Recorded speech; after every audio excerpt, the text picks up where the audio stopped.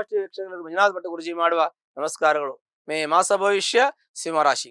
ಸಿಂಹರಾಶಿಯಲ್ಲಿರ್ತಕ್ಕಂಥ ವ್ಯಕ್ತಿಗಳಿಗೆ ಅನುಕೂಲ ಇದೆ ಅಂತ ನಾವು ಹೇಳ್ತೇವೆ. ಯಾಕೆಂದ್ರೆ ಗುರುವಿನ ಪೂರ್ಣ ಅನುಗ್ರಹ ಇದೆ. ಗುರು ಏಕಾದಶ ಸ್ಥಾನ ಗುರು ಇರೋದ್ರಿಂದ ತಮ್ಮ ಮನೆಯಲ್ಲಿ ಶುಭ ಕಾರ್ಯಗಳು ನಡೆಯುತ್ತೆ. ಶುಭ ಸಂಖ್ಯೆ ಶುಭ ಶುಭ ಸಂದೇಶಗಳಿರ್ತದೆ. ಹಾಗಾಗಿ ಮನೆಯಲ್ಲಿ ನೋಡಿ ಗೃಹ ಪ್ರವೇಶ ಮಾಡೋದು, ನಾಮಕರಣ ಮಾಡೋದು, ವಿವಾಹ ಸಂಬಂಧಪಟ್ಟಂತ ಇದು ಮಾಡೋದು, ವಿವಾಹಕ್ಕೆ ಸಂಬಂಧಪಟ್ಟಂತೆ ಪ್ರಯತ್ನ ಮಾಡೋದು, ವಿವಾಹ ನಡೀತಕ್ಕಂಥದ್ದು, ಉಪನಯನ, ನಾಮಕರಣ, ಹೀಗೆ ನಾನಾ ವಿಧವಾಗಿರ್ತಕ್ಕಂಥ ಶುಭ ಕಾರ್ಯಗಳು ನಿಮ್ಮ ಮನೆಯಲ್ಲಿ ನಡೆಯುವಂತ ಯೋಗಗಳು ಇದೆ. ಹಾಗಾಗಿ ತಮಗೆ ಎಲ್ಲ ರೀತಿಯ ಶುಭಗಳು ಪ್ರಾಪ್ತಿಯಾಗುತ್ತೆ. ವಿವಾಹ ಆಗದೆ ಇರತಕ್ಕಂಥ ವ್ಯಕ್ತಿಗಳು ಯಾರಾದರೂ ಇದ್ರೆ ವಿವಾಹ ಆಗುವಂತ ಯೋಗ ಇದೆ. ಆನಂತರದಲ್ಲಿ ಸಂತಾನ ಆಗದೆ ಇರತಕ್ಕಂಥವರ ಸಂತಾನ ಭಾಗ್ಯದ ಯೋಗ ಇದೆ. ತೀರ್ಥಯಾತ್ರಾ ಕ್ಷೇತ್ರಗಳಿಗೆ ಹೋಗತಕ್ಕಂಥ ಯೋಗ, ಸಮುದ್ರ ಸ್ನಾನ, ತೀರ್ಥ ಸ್ನಾನ ಮಾಡಿದೆ ದೂರದೇಶ ಪ್ರಯಾಣ ಮಾಡುವಂತ ಶುಭ ಯೋಗಗಳು, ಶುಭ ಕಾಲಗಳು ಇದು ಅಂತ ನಾವು ನಿಮ್ಗೆ ಹೇಳ್ಬೋದು. ಹಾಗಾಗಿ ಪೂರ್ವಾಜಿತವಾಗಿರ್ತಕ್ಕಂತಹ ಪುಣ್ಯ ವೃದ್ಧಿಯಾಗಿದೆ. ಹಾಗಾಗಿ ನಿಮಗೆ ಒಳ್ಳೆಯ ಒಂದು ಪುಣ್ಯ ನಿಮಗೆ ಚೆನ್ನಾಗಿದೆ.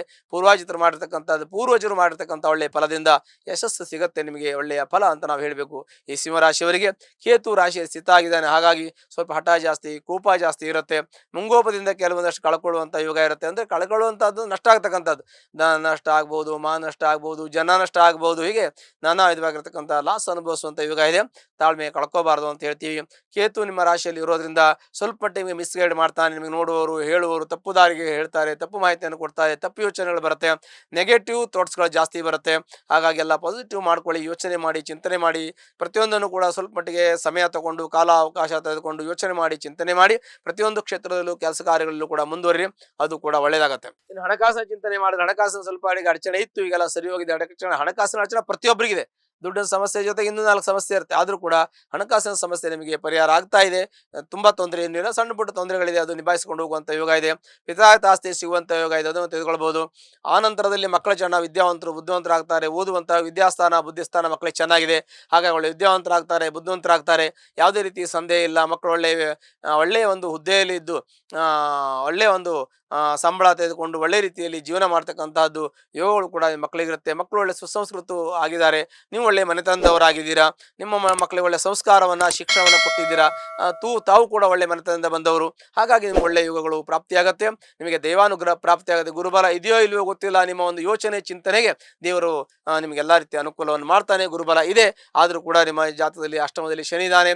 ಸ್ಥಾನ ಬದಲಾವಣೆ ಆಗುವಂತ ಯೋಗ, ಮನೆ ಬದಲಾವಣೆ, ಕೆಲಸ ಬದಲಾವಣೆ, ಉದ್ಯೋಗ ಬದಲಾವಣೆ ಮಾಡುವಂತ ಯೋಗ ಇದೆ. ಸ್ವಲ್ಪ ಸಣ್ಣ ಪುಟ್ಟ ಬದಲಾವಣೆ ಆಲ್ರೆಡಿ ಆಗಿದೆ. ಈಗ ಇನ್ನು ಕೆಲವು ಪರ್ಸೆಂಟ್, ಅಂದ್ರೆ 70% ಕೆಲವು ಜನಕ್ಕೆ ಬದಲಾವಣೆ ಆಗಿದೆ. ಕೆಲವು ಜನಕ್ಕೆ ಬದಲಾವಣೆ ಆಗುವಂತ ಸ್ಥಿತಿಯಲ್ಲಿದೆ. ಅದು ಬದಲಾವಣೆ ಆದ್ರೆ ಮಾಡಿ, ಆಗದೆ ಇದ್ರೆ ನಿಮ್ಮ ಅನುಕೂಲಕ್ಕೆ ತಕ್ಕದಾಗಿರಿ. ನಿಮಗೆ ಗುರುಬಲ ಇರೋದ್ರಿಂದ ತತ್ಕ್ಷಣ ಏನಾಗದೆ ಇದ್ರು ನಿಧಾನ ಸ್ವಲ್ಪ ವ್ಯತ್ಯಾಸ ಆಗಬಹುದು.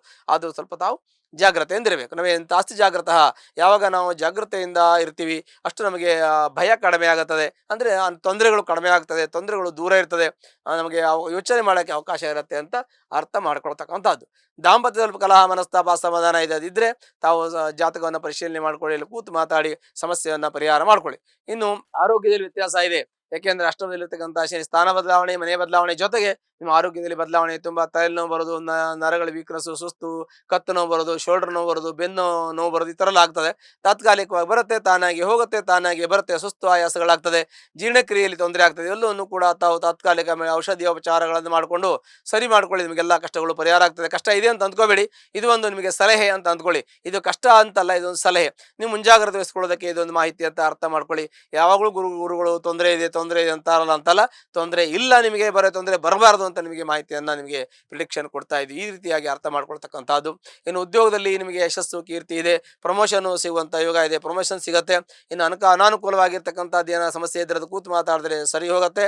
ಇನ್ನು ಕೆಲವು ಬರಬೇಕಾದ ದುಡ್ಡು ಕಾಸು ಬರುತ್ತೆ, ಇನ್ನು ಕೆಲವು ಬರಬೇಕಾದ್ದು ಬರುತ್ತೆ, ಮತ್ತು ಕೊಡಬೇಕಾದ್ದು ಕೊಡ್ತೀರಾ. ಸಾಲದಿಂದ ಮುಕ್ತಿ ಹೊಂದಬಹುದು. ಸಾಲ ಇರುತ್ತೆ, ಇದ್ರೂ ಕೂಡ ನಿಮಗೆ ಅಂತ ದೊಡ್ಡ ಸಮಸ್ಯೆಗಳು ಬರತಕ್ಕಂಥದ್ದು ಏನು ಕಾಣಿಸೋದಿಲ್ಲ. ಆಗ ಅತ್ಯಂತವಾಗಿರ್ತಕ್ಕಂಥ ಶಿವಫಲ ಈ ಸಿಂಹರಾಶಿಯವರಿಗಿದೆ. ಆದರೆ ದಾಂಪತ್ಯದಲ್ಲಿ ಕಲಹ, ಸ್ನೇಹಿತರೊಂದಿಗೆ ಬಂಧು ವಿರೋಧ, ಆ ಥರದ್ದು ಸಣ್ಣ ಪುಟ್ಟ ವಿರೋಧಗಳು, ಶತ್ರುಗಳು ಜಾಸ್ತಿ ಇರ್ತಾರೆ. ಸ್ವಲ್ಪ ತಾಳ್ಮೆಯಿಂದ ಇದ್ದು ಸರಿಯಾಗಿ ಅವರನ್ನ ಮಾತಾಡಿ ಸರಿಪಡಿಸಿಕೊಳ್ಳೋದು ತುಂಬಾ ಒಳ್ಳೆಯದು. ಯಾಕೆಂದ್ರೆ ರಾಶಿಯಲ್ಲಿ ಕೇತು, ಸಪ್ತಮದಲ್ಲಿ ರಾಹು, ಅಷ್ಟಮದಲ್ಲಿ ಶನಿ ನಿಮಗೆ ಸಾಕಷ್ಟು ನಿಮಗೆ ತೊಂದರೆ ಕೊಡೋಕೆ ಕಾಯ್ತಾ ಇರ್ತಾರೆ. ಆದ್ರೆ ಗುರುವಿನ ಪೂರ್ಣ ಅನುಗ್ರಹ ಎಲ್ಲ ಕಂಟ್ರೋಲ್ ಇರುತ್ತೆ. ಗುರುಬಲ ಹೋದ ತಕ್ಷಣ ಎಲ್ಲ ಎಫೆಕ್ಟ್ ಆಗುವ ಸಾಧ್ಯತೆ ಇರುತ್ತೆ. ಬಹಳ ಜಾಗ್ರತೆ ವಹಿಸಬೇಕು. ಯಾವಾಗಲೂ ಹೀಗೆ ಇರುತ್ತೆ ಅಂದ್ಕೋಬಾರ್ದು. ತೊಂದರೆಗಳು ಅಕಸ್ಮಾತ್ ಆಗಿ ಬರುವ ಸಾಧ್ಯತೆ ಇರುತ್ತೆ, ಜಾಗ್ರತೆ ವಹಿಸ್ಕೊಳ್ಳಿ. ಮತ್ತೆ ಒಂದ್ ವೇಳೆ ನಿಮಗೆ ತೊಂದರೆ, ತೊಡಗು, ಕಷ್ಟ ಇದ್ರೆ ಅದಕ್ಕೆ ಸಂಬಂಧಪಟ್ಟಂತಹ ಪರಿಹಾರವನ್ನು ಹತ್ತಿರ ಇರತಕ್ಕಂತಹ ಈಶ್ವರನ ದೇವಸ್ಥಾನಕ್ಕೆ ಹೋಗಿ ಸೋಮವಾರ ದಿವಸ ಒಂದು ಬಿಲ್ವಾರ್ಚನೆಯನ್ನು ಮಾಡಿ ಎಲ್ಲ ಕಷ್ಟ ನಷ್ಟ ದುಃಖಗಳು ಪರಿಹಾರ ಆಗತ್ತೆ. ಶುಭವಾಗಲಿ. ಲೇಟೆಸ್ಟ್ ಹಾಗೂ ಇಂಟ್ರೆಸ್ಟಿಂಗ್ ಸುದ್ದಿಗಳಿಗಾಗಿ ಬಾಸ್ ಟಿವಿ ಕನ್ನಡ ಚಾನೆಲ್ನ ಸಬ್ಸ್ಕ್ರೈಬ್ ಮಾಡಿ. ಹಾಗೆಯೇ ಬೆಲ್ ಐಕಾನ್ ಪ್ರೆಸ್ ಮಾಡಿ. ಇದರ ಜೊತೆಗೆ ಫೇಸ್ಬುಕ್, ಇನ್ಸ್ಟಾಗ್ರಾಮ್, ಎಕ್ಸ್ನಲ್ಲೂ ಮಿಸ್ ಮಾಡದೆ ಫಾಲೋ ಮಾಡಿ.